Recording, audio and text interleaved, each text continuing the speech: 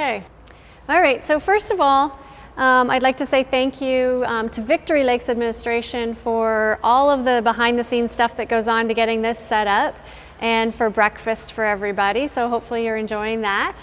And also to the Oliver Center for Patient Safety and Quality Healthcare for videotaping today.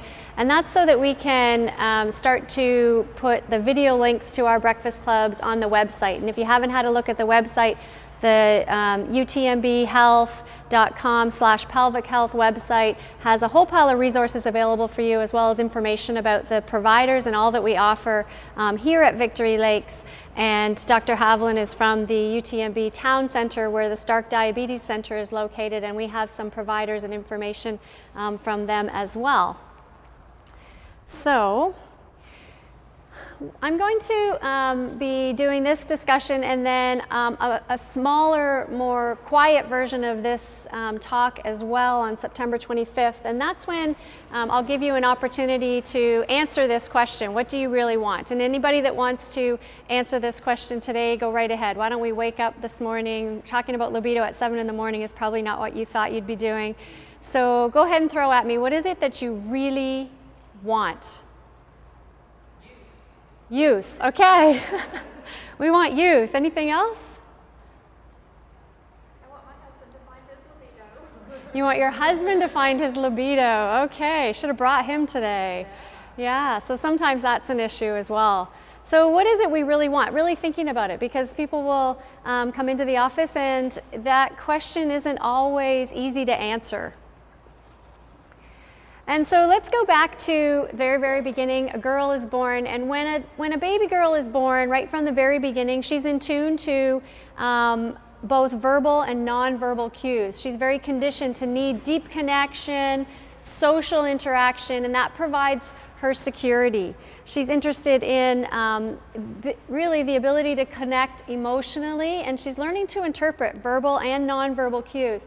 So basically what she gets back from her environment is how she views herself. And little girls are somewhat different than little boys in that way. And you probably notice that if you have both little girls and little boys, that little girls are really looking for that approval constantly. When they become teenagers, hormones go on overdrive, and essentially their entire survival depends on their ability to belong. So their ability to socially belong in their network. And actually, this is my niece, and a little story about her. We were in Florida, and she left her cell phone in Florida, and she went to the airport, and her father's my brother. And so he was telling us this story. She got to the airport and realized she didn't have her cell phone. She's 15. She basically refused to get on the airplane. I'm not getting on the airplane without my cell phone, which was back at the condominium. She's 15. She's not on call for anybody. She's not, doing a big legal case at her law firm. I mean, she just basically said, if I can't have my cell phone, I'm not going home. And it was a little bit of an ordeal. Then you have a little boy. And I had this cropped, but I kind of opened it up. These are my 3 kids. And when you have a little boy, he doesn't view social connections the same way. His brain, when flooded with testosterone, basically shuts down a lot of his need to be socially connected. And we know for a fact that Asperger's spectrum disorder, autism, are about 8 times more common in boys. And those are, they're defined by their inability to connect socially. And so we think that testosterone has a lot to do with that lack of as much of a need for social connection as we see with little girls. So his brain is wired pretty simple, and some of you may have seen this at the Galveston Women's Conference. It takes about 1/5 of a second to classify a woman as sexually hot. These are scientific numbers, long before his brain actually consciously engages. And I've walked through this. The link to the Galveston Women's Conference is on the website now, thanks to some of our IT people. And I kind of walked through some of these sexual steps and pathways in a woman's brain and a man's brain, and how they're very different. So it takes about 5 seconds for testosterone to shoot up. So even if your husband can't find his libido, he can certainly find his shot of testosterone or get some pharmacologic help for that. And so this man and this woman, this boy and this girl grow up and they enter into a relationship. And this stage is the romance or infatuation stage. And this is where basically all relationships start here. It satisfies the need for love and belonging that we were describing that little girl's need. It's very dreamlike, wonderful, beautiful, fun, exciting. The focus in this part of the relationship is on similarities as opposed to differences. In fact, differences are viewed as wrong or bad. And we can look at the stages that we're walking through, and the question, of course, is where's my libido? And at each stage and each relationship and with each person, the answer to the question is different. It would be nice if it was exactly the same, but it's not. So as we walk through the stages of a relationship, keeping in mind that you can go back and forth through stages. So you can certainly get this part of this type, this feeling, this dreamlike quality to your relationship back. But essentially, you have to fall out of this infatuation stage in order to fall into true love. And so when we think about all of these wonderful qualities of that initial infatuation stage, it's really a denial of who you really are, because you're trying to be similar to your partner in a lot of ways. And so we know, again, for scientific fact, that that part of the brain that has the fear, alert, the worry and critical thinking centers, basically there's decreased activities in those parts of the brain. And it feels like your brain's on drugs. So there's activities in parts of the brain that are also stimulated by recreational drugs, ecstasy, amphetamines, cocaine, opiates. So that good feeling that we hear about, that we hear described on drugs, that's the part of the brain that gets stimulated when you're in that infatuation, early love, exciting, dreamlike portion of your relationship. And again, all relationships start there. So we get there, we think we want to stay there, and nothing else really matters. There's a physical pain and a physical withdrawal when you're away from that person, and then again, those areas of the brain light up when you get back together, and it feels great to be back together again. So, and this is a little bit of a joke on what's going on in the brain. You know, we have done PET scans, we have done neurological scans, but we see that there's 3 areas of the brain devoted to sex in the man, some beer, some football, and the woman has a little bit of an area devoted to shoes, but mostly she wants security, respect. We want, very different things, it seems. And so those neurological activities of the brain are quite different for men and women. And then when we move out of this early love relationship, we start to realize what reality is all about. And this says, I wonder what will fade first, your tan or your animal magnetism?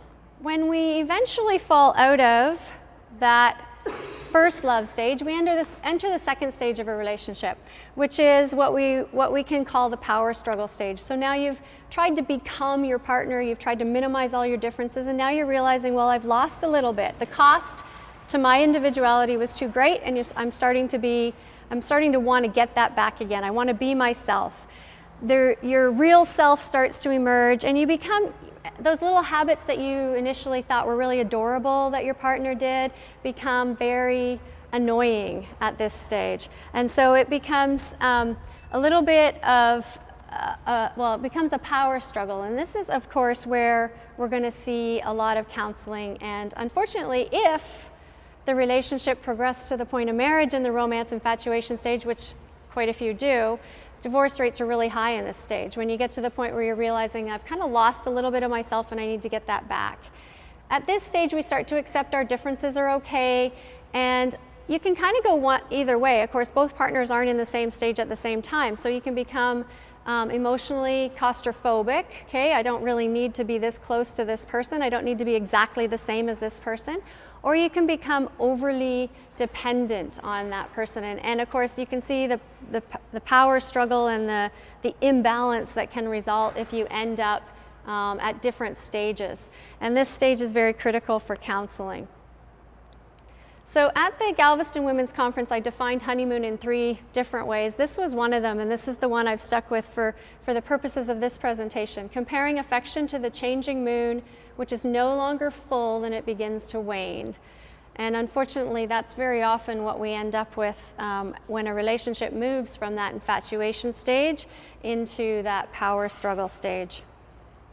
So at this stage, when we ask the question, what's happened to my libido in this power struggle stage, couples are really pulling apart. They're really feeling like, I don't really like those little habits. I don't really like the things that I used to think were cute. I want to be myself. I want my freedom. And so when there's any pulling apart in the relationship, as you may or may not know, men will often reach to sexual connection as a means of increasing their self-esteem, their self-confidence, feeling worthy in the relationship, and so they'll reach to that physical connection. And if there's any pulling away from that physical connection, unfortunately, they're going to feel rejection, and they're not going to go back to that place of rejection again. So they're going to, feel rejection maybe a couple of times, and then that's it. There's a cleft in the relationship that's very difficult to bring back together. And when that happens over time, you can see how a woman will start to feel broken. So initially, I just don't feel like this. I'm annoyed with you. I've been taking care of the kids. I've been up all night. I've been feeding them. I've been changing them. You've been going off to work or traveling. And, right now, I just don't feel like coming home and jumping into bed with you. And the man sees that as a huge insult to his confidence and self-esteem, pulls away, and then the woman starts to feel like, okay, well, I guess I'm not really what I need to be in this relationship. And this is where a lot of counseling couples will come in, or a lot of women will identify, something's wrong with me, and I think it's time that we fix it. So a key to this is identifying that we have differences. And we've already been through the other little cartoon of our brain, and this one I think is interesting because for the male brain, he's got a section for power tools. Oh, it is working. A section for power tools, a section for sex, hopefully not too close together. And of course we have chocolate, shopping, and those kinds of things that are, we joke about it, but there is some fact to the way our brains are wired and the way we drive. Has anybody ever done this to their garage door? No? I'm glad you're honest, Trish, because I've done this to my garage door. And I think we view ourselves in the mirror very differently. And as I'm preparing this talk, my little girls are looking at the computer screen and they can't quite figure this out. They're like, "Mommy," they're 6. His butt is sticking out, and he doesn't look like that in the mirror at all, and they don't quite understand what's going on in this, but there's some truth to this as well. So as we move through the power struggle stage, if the relationship makes it, it's going to move into what we call a stability stage. So this is a point of rest. This is a point where the power struggle, we've defined who we are. We decide that we don't need to be the same anymore. We're going to sit in this period of stability, and we're going to stick with this relationship long enough to figure out what's going on. This is where we talk about the past and the present, but we're not really thinking much about the future. This is where we're kind of sitting around thinking, well, I'm not sure. We're going to try and figure this out. This is where we've learned a few hard lessons from the power struggle stage, and we sit down with that couple who are in the infatuation stage, and we say to them, okay, hold on, brakes on, let's not do too much in this stage, just kind of relax, sit back, figure out if your partner is really what you want. And they're sitting there looking at you like, well, you haven't got what we've got. And this is the stage where you're trying to give advice to other people who are in the throes of love, and they're kind of like, well, you've had some hard times, but we're not going to go through that. And then everybody is eventually going to have to become individuals, realize their differences, and go through that.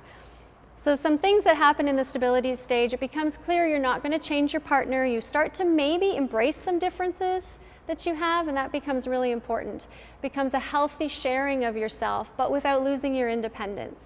And there are actually relationships that never get to this stage. And so I do see people come in and they're still in that power struggle stage where they're unable to realize that I need to be myself and bring the best of myself to this relationship before I can actually be part of this relationship. And that is propagated in a lot of the media and a lot of the movies we see. Teaching our children, we're teaching our girls in society that they need something to complete them, that they need someone to complete them, that they need that loving relationship to be a whole. And unfortunately that is propagated, and so we will often see relationships get stuck in the power struggle in the early throes of the stability stage without actually moving on. So we can't really define the time frame, and so that's why when I see a couple, I can't say, well, how long have you been married, and therefore what stage are you at, therefore what are the libido issues we're probably dealing with. It's not generalizable like that. We know that the infatuation or romance stage can go 2 months to 2 years. And then we know the power struggle stage can get stuck. So we know that it takes a lot to continue on that healthy evolution of your relationship and continue beyond, and we're gonna discuss that briefly. But in general, it's a timeline so that it goes, the further along you get in your relationship, and that's why when we talk about libido and sexual prime, we're often talking about the romance or infatuation stage, the early stages of a relationship, when in fact, when you bring your best self and you can be an individual in a relationship and you can share from that very, very best part of yourself with your partner, that's often much later in the relationship and much later in life and much later in individual maturity. And that's actually where sexual prime probably is. If we think about, that kind of connection that we're after, what we really want. In this stage, there could be some sadness or loss when you realize your dreams aren't a reality. So I've told a few stories about my husband, and one night, I'll tell this one again, I think it's particularly telling. One night, very, very beginning of our relationship, on the phone for hours on end, and I said to him, marriage is really hard work, trying to figure out from him if he was ready for that, if he was even interested in that. And he said, well, I don't know who you're gonna marry. So I'm thinking, okay, so he doesn't think marriage is hard work. And that was his way of saying, if you marry the right person, it's all great. And I'm like, perfect. So, at that point, we were pretty sure, things were moving along. We're married, we have 3 kids under 18 months. We go, boom, we're very, very busy. And then a little bit later, I said to him, remember when I told you marriage was really hard work and you kind of denied that it would be hard work? And he looks at me, he's a very honest man, a little too honest. He looks at me and he goes, yeah, I was really naive then. So it's true, marriage is very, very hard work. And then this brings up another stage where I'm thinking, we're gonna have kids, we're gonna share 50-50. There's not gonna be pink jobs and blue jobs in my house. I go to work, he goes to work, we're both gonna share in child rearing. Not so much. By the time my first was 6 weeks old, he was out in the field doing military duty for 6 weeks at a time. So it was very, very different. And there was a lot of sadness and loss for me associated with the fact that he didn't actually expect to be 50%. He's a fantastic father. When he's home, he's about 85%, and I kind of back off. But when he's not around, I'm it. So it becomes a bit of a grieving process when you start to realize what I thought was going to be our relationship is actually not what our relationship is going to be, and finding whether that's okay or not, and sometimes that's not okay. And this stability stage is another common stage for counseling, when you realize you've moved from the power struggle, you're sticking it out, you're going to stay together, but we're going to need a little bit of help with this. This is also the second most common stage for divorce if you've moved beyond the power struggle stage. And at this stage, I put libido schmabido, okay? This is the point where it's kind of, we've been together a while, with time frame, boring, non-existent, it's getting to be routine. There's some danger in us drifting apart because we're starting to define who we are. Probably at this stage, like Trish mentioned in the timeline of things, this could be when you have young children, you're very busy, you've got other things going on, and you start to think, where is the sex in our relationship? And so we get into desire disorders at this point. This guy has not had it in a long time. And so we need to think about what is libido? So we'll throw it out there to wake you guys up a little bit. What is libido? Sex drive. Okay, so it's drive. Biological, instinctual, hormonal drive.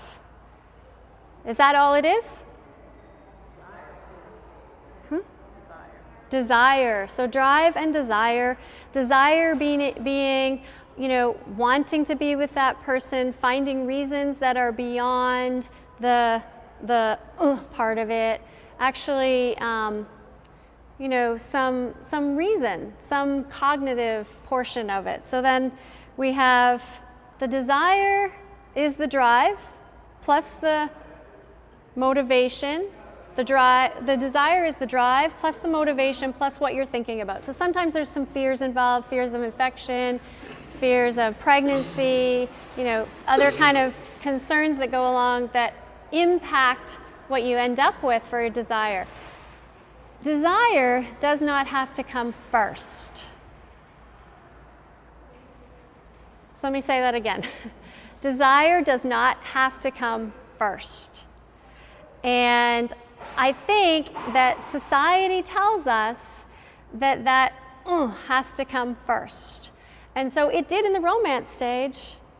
And in the power struggle stage, well, we didn't really care. It didn't matter because we were just trying to figure out who we were and trying not to lose ourselves. And then you get to the stability stage and you're kind of bored, but you're like, I want to go back and feel that I need to get there and I want to have it right now. But ask yourself, if you get past that and you have strong thoughts about it, strong motivation, your ability to think clearly and be creative and find ways to compensate for other parts of the equation, are you able to get aroused? Are you able to get into it? Is your brain then feeling like, okay, I don't mind, I want to be here?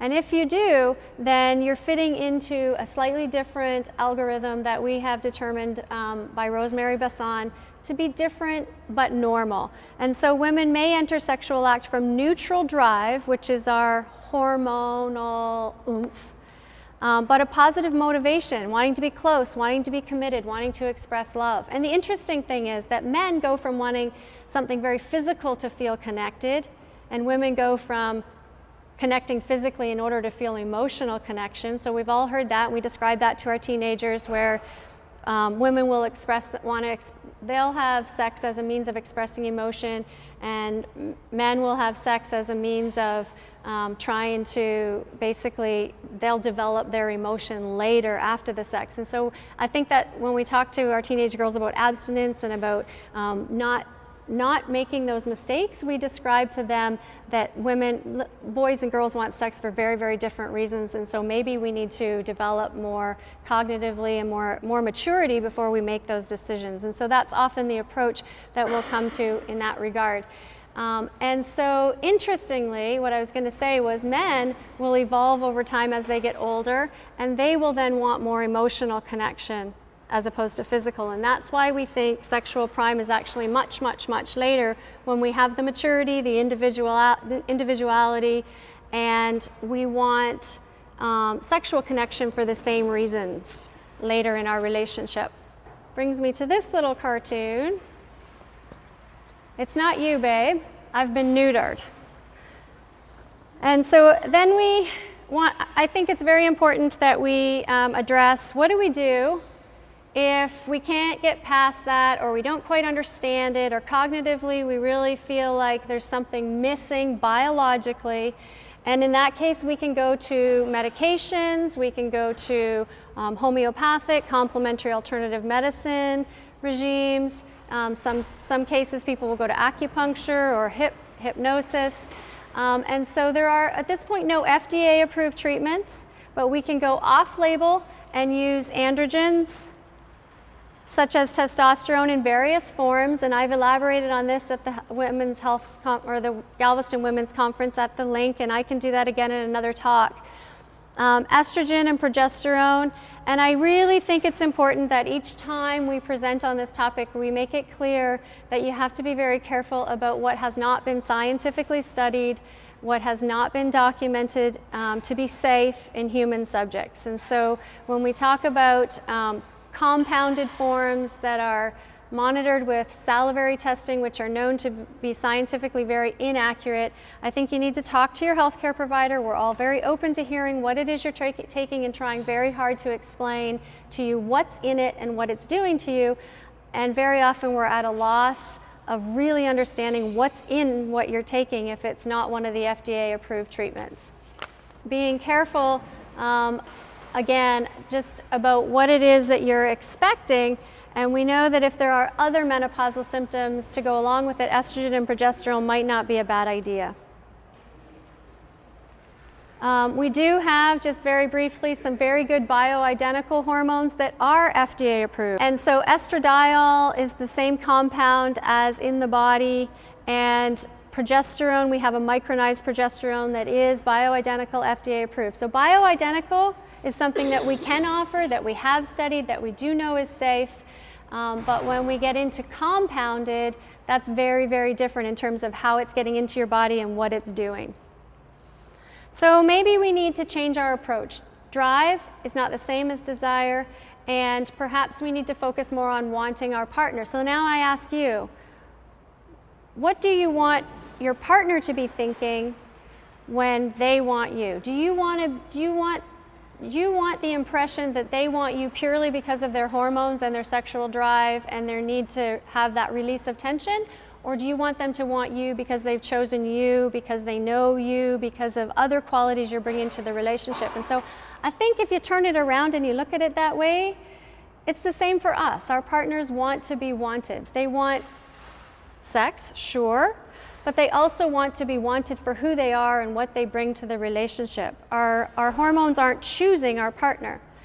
And so moving from our stability stage, when you've evolved in your relationship, to the commitment stage. And this is the stage where there's a balance in the relationship. You don't need your partner, but you choose your partner. So now you've moved beyond that stage where you're defining who you are and your partner's defining who they are, and hopefully you're doing that sort of at the same time.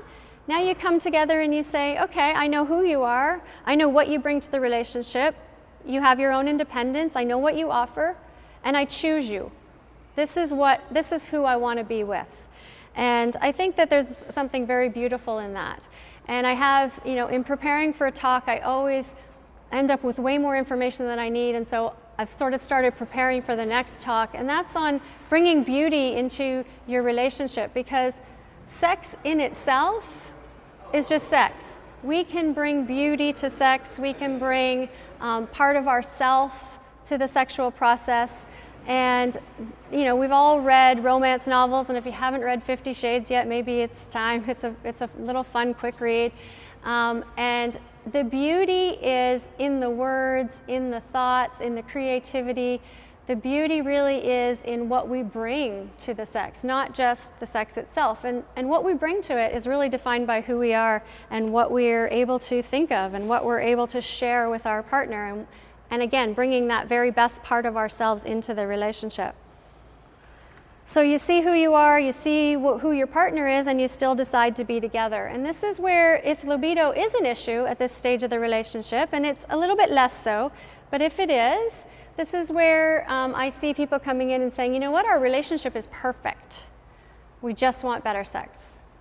So they haven't given up on the relationship, but the sex itself, this is usually in the evolution of time. They've been together a long time. At this stage, they're probably ready to get married, but they probably married a while ago.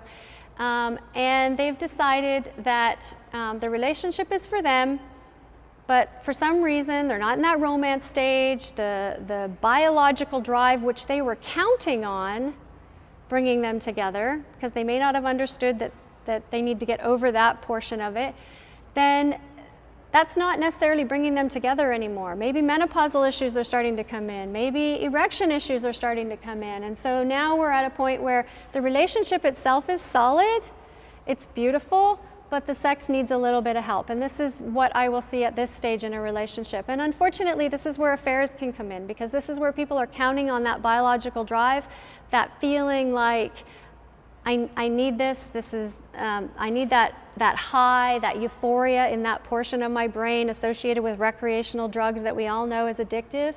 But I'm not getting that from my partner for one reason or another. And unfortunately, this is where affairs will start, when people will be open to someone else providing them with that excitement, which we know will also fade over time. So who hasn't seen that? A breakup in a marriage, someone having an affair, getting quickly into a new marriage because that's the right person, that created the excitement, and then that right person now that relationship starts to move into the other stages and it fades as well. And I think we've all seen that, in friends around us. If an affair isn't in the mix, perhaps this couple has decided to settle for a sexless marriage. If you haven't seen Hope Springs, that's a good movie to see. It's a funny take on this kind of, our relationship is very good, but we need something a little bit more exciting in the bedroom. And then, it's written that this is actually the stage for sexual exploration. This is the stage when the relationship is going really well, and now it's time you can be creative. You can be creative without a fear that your partner's going to leave, without a fear of loss of yourself. You can start to be very creative in your relationship. And we know that in these long-term relationships, there's less dopamine, which is a good hormone, but because there's less dopamine, there's more ability to think critically. All the parts of our brain are working. We're very clear with this partner. We're making very clear decisions, and we still have the ability to release oxytocin, which is another good hormone. We've got dopamine, estrogen, progesterone we've talked about, and now oxytocin. Oxytocin will light up again those euphoric areas of the brain, and we have the ability in our intimate relationships, either emotionally, mentally intimate, or physically intimate relationships, to release those areas of the brain, those neurotransmitters that will light up those areas of the brain. And we know from studies that if a young couple who are very young and short-term relationship will see pictures of their partner, those areas of the brain, again, euphoric areas of the brain will light up. In couples who have been together for more than 20 years or so, they see pictures of their partner, same areas of the brain light up. So we know it's possible. And definitely something that maybe needs a little more work as time goes on because of all those other things that have come to play, our careers, our children, our retirement fund, but definitely possible to light up those same areas of the brain and get that same euphoric feeling with our current long-term partner. And again, important to understand that positive is as purposeful as the negative. So this is a time when we need to address, maybe we're wanting different things, or maybe our passion in the bedroom is not what it used to be, and maybe this is one of the things in our relationship that is intended to bind us together. Polishing the relationship is what makes it precious. And again, we can't forget that we need to learn to handle and calm our own emotional world. We can't count on someone else to do that for us. And as Byron Katie has said, nothing outside yourself can ever give you what you're looking for. So it's time to look inside. What is it that you want, that you need, and spell that out and express that to your partner. So oftentimes when I see people, it's important for someone to understand what it is they need. If they can't express it, then someone certainly can't give it to them. And I don't profess to be arrogant enough to say that I am in the final stage of a relationship, the co-creation stage. But interestingly, when I asked my husband this week, I described the stages to him. What stage do you think we're at? And he actually came up with the same answer, somewhere between 4 and 5, I think, somewhere kind of moving along. At that area. He's an old soul, a very mature, young, much younger than me, very mature person. And so he's very much an individual, which has forced me to be very much an individual in our relationship. And so we've learned a lot. What the co-creation stage is, and the reason I put this picture on there is not necessarily for us, but what a co-creation stage is when one person brings to the relationship something of themselves and the other person brings to the relationship something of themselves, and they decide to move forward in the world with their own, with what they have to bring to the world, but together as a team. So they may have joint projects. They've hopefully maybe had children along the way, but they have joint projects in business, in church, in the community. They have something that they've decided to do together, but that doesn't take away at all what they're also doing on their own in the world. And so they're a team, but they're moving beyond the relationship. And of course, what's the fear at that stage? The fear is that if you move beyond the relationship, you're also going to drift apart. So absolutely essential to continue nurturing the relationship. Renegotiating the unwritten terms of the marriage. So constantly reevaluating what the relationship brings.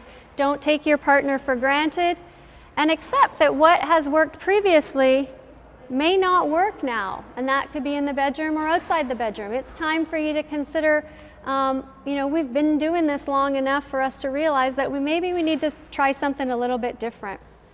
And at this stage of the game, I think it's fair to say that the relationship is very solid, but perhaps it still needs an infusion of passion, an infusion of something that's going to create that excitement so that you don't go outside the relationship for that excitement. Relationship is an active word, not a possessive term. So you are in a relationship.